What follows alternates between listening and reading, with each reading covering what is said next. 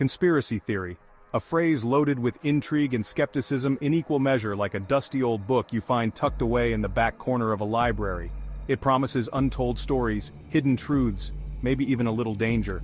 But have you ever stopped to think about where this phrase came from? How a term that once simply referred to a secret plan became synonymous with outlandish claims and tinfoil hats? So join me today as we dust off the archives, untangle the threads of history, and explore how the idea of a conspiracy theory evolved from a whisper in the shadows to a roar that echoes through our modern world. To truly understand the concept of conspiracy theory, we need to travel back in time, long before the internet or even the telephone. Imagine, if you will, the flickering candlelight of the 18th century, a world on the cusp of massive social and political upheaval. This was a time when information traveled slowly, often by word of mouth or through pamphlets printed on hand-cranked presses. Secret societies, shrouded in mystery and rumored to hold immense power, captured the public imagination. Groups like the Freemasons, with their cryptic symbols and rituals, became easy scapegoats for any unexplained event. The French Revolution, a tumultuous period of radical change and bloody rebellion, only fueled these anxieties. Thinkers like John Robison and Augustin Barruel argued that secret societies like the Illuminati were the true masterminds behind the fall of the French monarchy. They saw the revolution not as a spontaneous uprising of the people, but as a carefully orchestrated plot by shadowy figures pulling the strings from behind the scenes. The term conspiracy theory hadn't been coined yet, but the seeds of suspicion were firmly planted. These early accusations against secret societies laid the groundwork for a particular way of seeing the world. The 18th century was an era of profound change, marked by uncertainty and upheaval. In many ways, these early theories served as a way for people to make sense of a world in flux. So, how did we go from whispers about secret societies to the modern-day concept of a conspiracy theory? Conspiracy theory crept into the English language in the late 19th century, appearing first in scholarly articles and academic journals. Back then, it was a relatively neutral term, simply a way to describe a hypothesis involving a conspiracy. One of the earliest documented uses appears in a 1909 article in the American Historical Review. The author uses conspiracy theory to discuss different interpretations of historical events. This neutral usage continued for several decades. It wasn't until the mid-20th century that the term began to take on a more loaded meaning. In the aftermath of World War II, the world found itself locked in a new kind of conflict, the Cold War. The very real threat of communist infiltration fueled a culture of paranoia, and accusations of conspiracy became a powerful weapon in the hands of politicians and the media. It was during this era of heightened anxiety that the term conspiracy theory began to take on a more sinister connotation. By the 1960s, conspiracy theory had begun its transformation into the loaded phrase we know today. It became a label, often used to dismiss dissenting voices and alternative explanations as dangerous, irrational, or even unpatriotic. If the Cold War set the stage for the transformation of conspiracy theory, then the 1960s, a decade marked by social upheaval and political assassinations, would solidify its fate. And no single event cast a longer shadow on the term than the assassination of President John F. Kennedy in 1963. The official story that Lee Harvey Oswald acted alone in killing Kennedy has been debated, dissected, and doubted by historians and armchair detectives alike for decades. For many, the pieces simply didn't fit. The official explanation felt incomplete, leaving a void that alternative theories rushed to fill.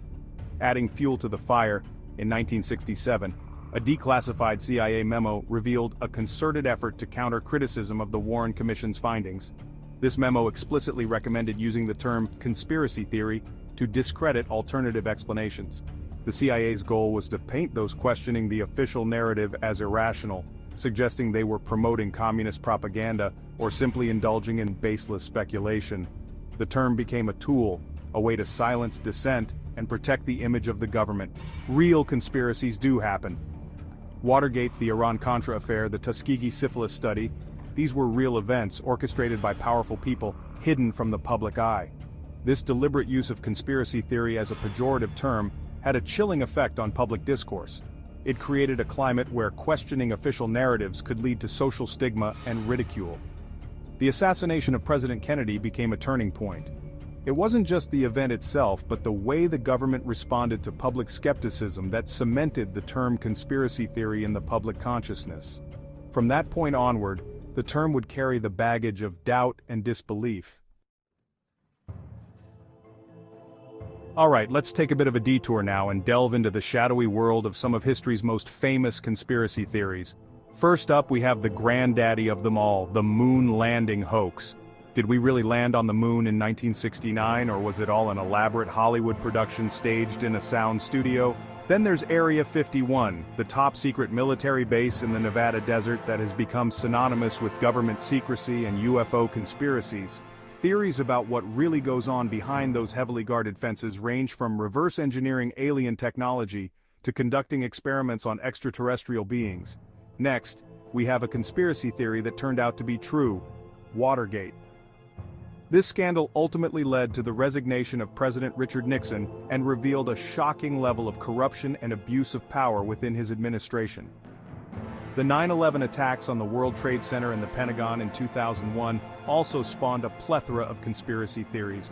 And finally, we have the New World Order, a theory that has been around for decades and encompasses a wide range of beliefs about a secretive, powerful elite working to establish a totalitarian world government.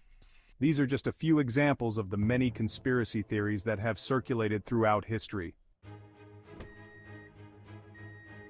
Okay, so we've explored some of history's most famous conspiracy theories.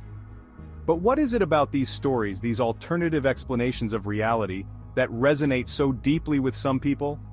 Well, psychologists have a few ideas. For starters, human beings are hardwired to seek patterns and explanations for the world around them. It's how we make sense of chaos, how we predict what's going to happen next.